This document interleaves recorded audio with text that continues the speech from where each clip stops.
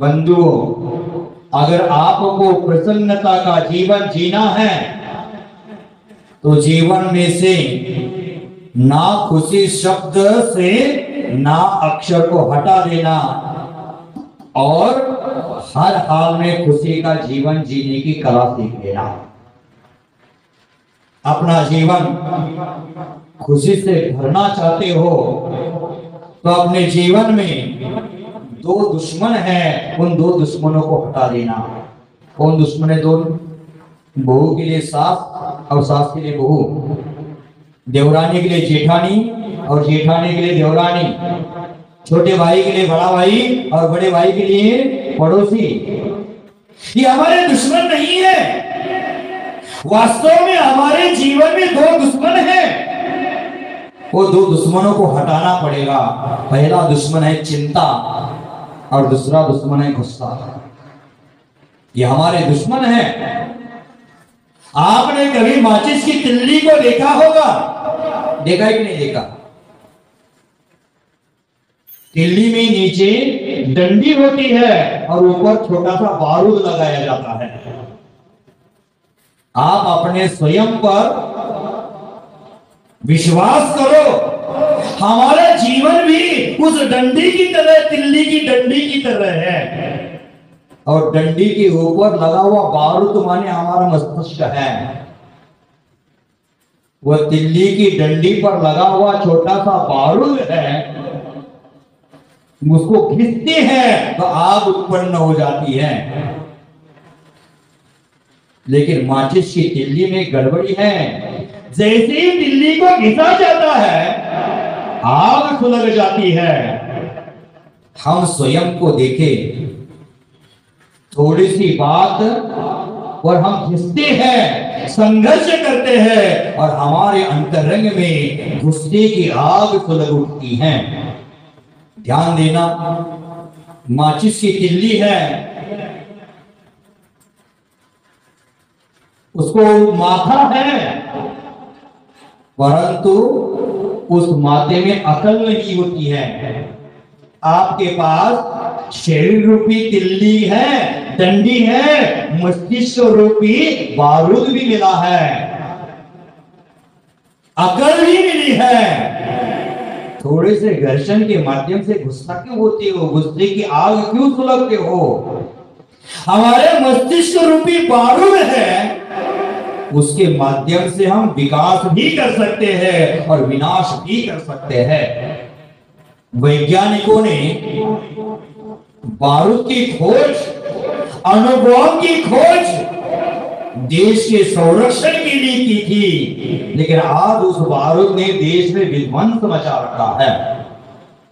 जो देश की सुरक्षा के लिए काम आना था, वह बारूद हम एक दूसरे को मारने के लिए, आतंक फैलाने के लिए कर रहे हैं। हमारे पास अकल थी, उस अकल का थोड़ा सा उपयोग कर लेते तो उस बारूद के माध्यम से अपने जीवन का विकास कर सकते थे, लेकिन हमने उसका उपयोग विनाश के लिए कर दिया है। ध्यान रहे, अपने जीवन को माचिस की तिल्ली मत बना देना। माचिस की तिल्ली थोड़े से घर्षण से जल जाती है, वह तिल्ली दूसरों को बाद में जलाती है, पहले स्वयं जल जाती है। उसी प्रकार हम अपने जीवन में गुस्सा कर देते हैं तो दूसरे को बर्बाद बाद में करते हैं, पहले स्वयं बर्बाद हो जाते हैं। ये ध्यान रखना। ध्यान रहे, हमारे जीवन में वही होगा जो होने वाला है, उस पर धीरा भरोसा करो। जो जो नेकी वीरा ने सो सो होती रे, जो केवल ज्ञान में केवल भगवान ने देखा है वही होने वाला है। हम कुछ परिवर्तन करने वाले नहीं हैं।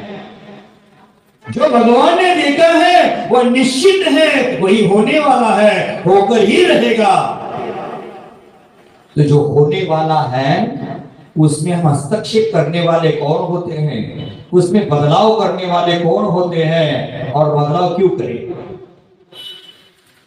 जो हो रहा है उसे होने दो।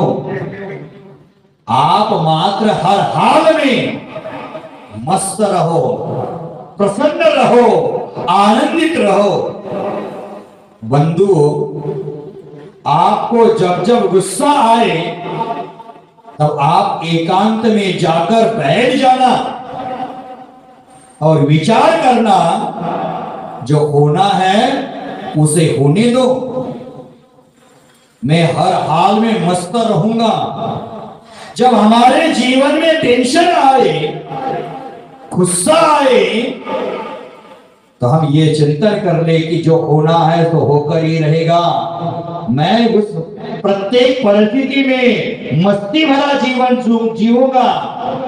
तो आपके जीवन का गुस्सा, चिंता, पीड़ा, दुख कब छूमंतर हो जाएगा आपको भी पता नहीं चलेगा। आपके जीवन में हमेशा खुश रहो। खुश होते हैं उतना ही आप खुशी से मरने के लिए भी तैयार रहना।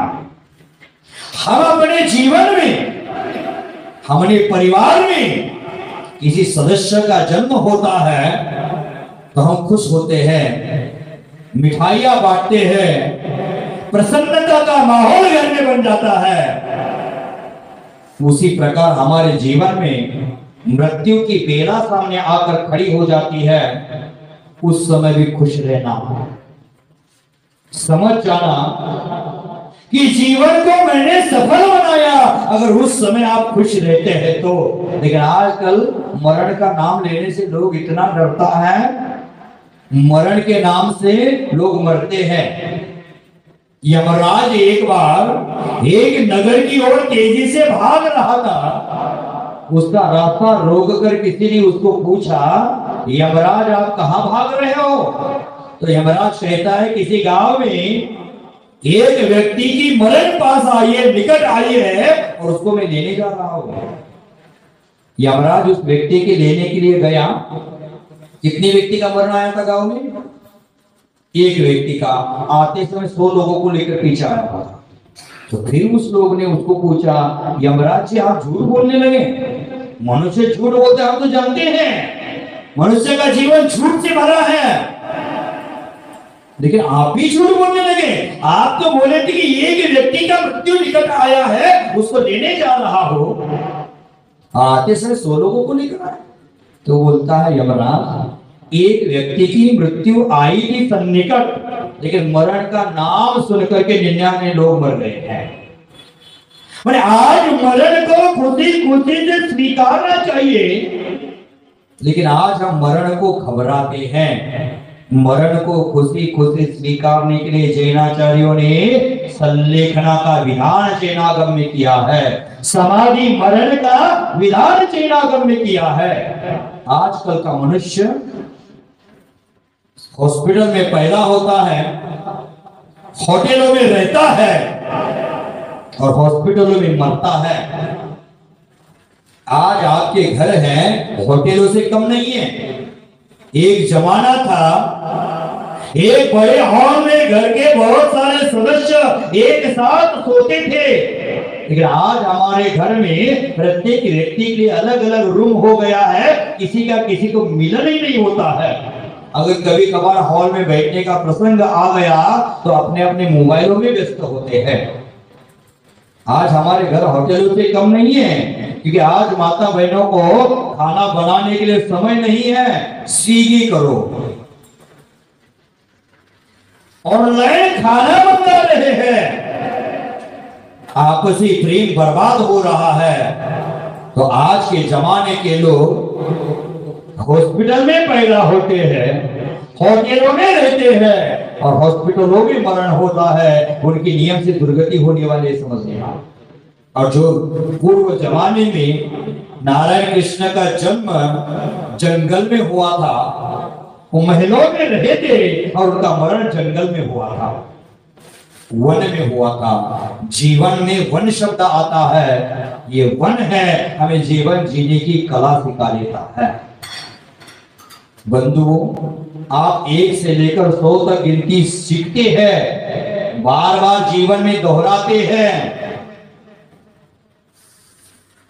लेकिन 50 अंक तक गिनते हैं तब तक कभी वन शब्द नहीं आता है। बाद में 51, 52, 54, 57, 58 ये शब्द वन शब्द आते हैं। ये क्या संकेत देते हैं हमें? 51 होने के बाद वन की ओर गमन हो जाना, जीवन को सार्थक बना लेना। 58 होने के बाद सरकार भी काम के योग्य न समझ करके आपको रिटायर कर देती है, लेकिन हम 58 होने के बाद, रिटायर होने के बाद भी कोई साइड बिजनेस खोज लेते हैं। उस समय वन की ओर गमन करना चाहिए। बंधु, हमारे जीवन में मरण का स्वागत करते हैं तो हम सोच लेना कि हमने जीवन सफलतापूर्ण जिया है। बंधु, हमारे जीवन में यह लाभ हो जाता है तो हमारा जीवन खुशी से भर जाएगा। हमारे जीवन में लाभ के साथ साथ हानि भी है, खुशी के साथ साथ नाखुशी भी है, असफलता के साथ साथ सफलता भी है। हमें हमारे जीवन में लाभ में लोग खुश रहते हैं, लेकिन हानि में भी खुश रहने की कला हमें सीख लेना है। लाभ में खुश रहना कोई बड़ी बात है, लोग सम्मान दें उस समय खुश रहना कोई बड़ी बात है। पूजा महोत्सव में पहुंचे, सबसे आगे जगह मिल गई तो अत्यंत भक्तिभाव से नाचना कोई बड़ी बात है। बीच कोने में बैठकर, नाच की सीढ़ी में बैठकर भी भक्ति भाव से नाचने की कला आना चाहिए। वह खुशी का माहौल है, वह मस्ती का जीवन है, और वही वास्तव में भगवान की भक्ति है। बंधु, हमारे जीवन में लाभ होता है, उसमें हम खुश रहते हैं, उसके साथ साथ हानि में भी खुश रहना, वह खुश रहने की कला सीख लेना। किसी ने कहा है, सुख दुख दोनों रहते जिसमें जीवन वह गांव है। आपका गांव कौन सा है? मिर्जापुर, राजस्थान, रांची। हमारा गांव क्या है समझ लो। किसी महान तत्ववेत्ता ने कहा है, सुख दुख दोनों रहते जिसमें जीवन है वह गांव है। कभी धूप तो कभी छाव है, ऊपर वाला फांसा फेंके नीचे चलते दाव है। कभी धूप तो कभी छाव है। भले भी दिन आते जगत में, बुरे भी दिन आते जगत में। भले भी दिन आते जगत में, बुरे भी दिन आते जगत में। कड़वे मीठे फल कर्म के, कड़वे मीठे फल कर्म के यहां सभी लोग पाते। कभी सीधे कभी उल्टे पढ़ते अजब समय के पाव। कभी सीधे कभी उल्टे पढ़ते अजब समय के पाव। कभी धूप तो कभी छाव। क्या खुशियां क्या गम ये सब मिलते बारी बारी। क्या खुशियां क्या गम ये सब मिलते बारी बारी। मालिक की मर्जी से चलती है दुनिया सारी। मालिक के मर्जी से चलती है दुनिया सारी। ध्यान से खेना जग नदिया में बंदे अपनी नाव। ध्यान से खेना जग नदिया में बंदे अपनी नाव।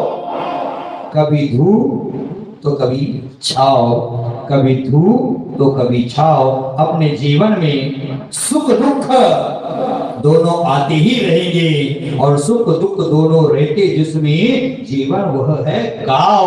उस गांव में कभी धूप भी आएगी और कभी छाव भी आएगी। धूप आ गई तो दुखी मत होना, और छाव आए तो ज्यादा हर्षित मत होना। समता का जीवन जी लेना। जब हमारे जीवन में दुख की धूप आ जाती है तो दूसरे के मस्तिष्क पर छाव करने का प्रयास मत करना। अपने मस्तिष्क पर छाता खोल देना, अपने मस्तिष्क पर छाया कर लेना, अपने जीवन को सुकून भरा जीवन जी लेना। अंत में इतना ही कहता हूं, मुस्कान और मौन दोनों का इस्तेमाल कीजिए। ध्यान से सुनना विजय भाई, मुस्कान और मौन दोनों का इस्तेमाल कीजिए। मुस्कान से कई मसले अपने आप हल हो जाएंगे और मौन से हमारे जीवन में मुश्किलें पैदा ही नहीं होगी। पुनः एक बार सुन लेना, मुस्कान और मौन दोनों का अपने जीवन में इस्तेमाल कीजिए। मुस्कान से कई मसलों का हल निकल आएगा और मौन से हमारे जीवन में मुश्किलें पैदा ही नहीं होगी। और जब मुश्किलें पैदा नहीं होगी, हमारे समस्याओं का हल हो जाएगा, तो जीवन प्रसन्नता से भर जाएगा। आप सभी का जीवन प्रसन्नता से भर जाए, यही मंगल